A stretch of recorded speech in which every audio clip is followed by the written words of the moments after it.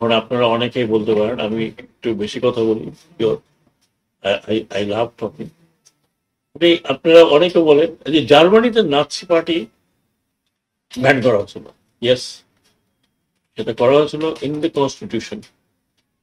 যে Nazi party বলে কোনো পার্টি কনস্টিটিউশনে দেওয়া আছে, কোনো পার্টি বিশ্বয়ে কোথাও এই পার্টি হবে না, ইন জার্মান কনস্টিটিউশন।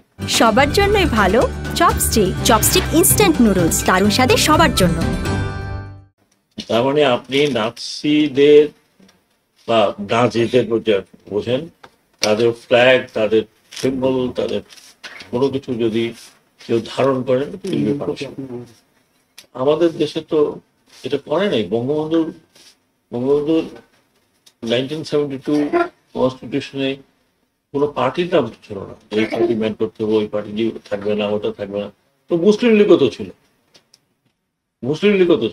সব দিকে ছিল। পলিটিক্যাল পার্টিকে ব্যান করা, এটা পলিটিক্যাল ফায়দা হাসিল করবে। আজকে মনে করেন আমি যেটা বলতে চাই, আরেক পার্টিকে যদি তুমি এই করছো, তোমাকে ব্যান করছো, চিন্তা করেন। So political party will function like political. আপনি তাকে দিয়ে একে দিয়ে গন্ডগোল করাবেন, আমি আসতেছি, আমি যাব, আপনি আসবেন, আপনি আপনার দেশ আসেন না কেন, স্টপ ছিল। নাগরিকত্ব খরচ যায় না, 21 বছর প্রধানমন্ত্রী তো করেছেন, আপনি স্বেচ্ছায় চলে গেছেন, কেউ যেতে বলেন নাই, স্বেচ্ছায় গেছেন, ভালো থাকেন, আবার আসেন। আমরা সবাই আপনাকে শ্রদ্ধা করি না, অশ্রদ্ধা করছি না, বাট এই গন্ডগোল পাকা করতে কোনো মানে, এই গন্ডগোল পাকা কোনো লাভ হবে না, বরং লোকজন আরো খেপে হবে। That's not how you do it. আপনি চিন্তা করেন, আমি প্রতিবারই বসি, আবার মনে করেন যে আমি জাতীয় পার্টির লোক। জাতীয় পার্টির কি দশা হয়েছিল, কিন্তু বেঁচে গেল কেন?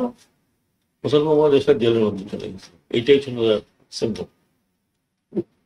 জেল থেকে উনি 5টা পেয়েছেন, হ্যাঁ, 6 বছর জেল ছিল। সেনাবাহিনী থেকে, ওনারা তো তখন ভেরি ইয়াং, সেনাবাহিনী থেকে বলা হয়েছিল যে আপনি বিদেশে যে জায়গায় যেতে চান, আমরা আপনাকে সেফ প্যাসেজ দিয়ে নিয়ে যাবো।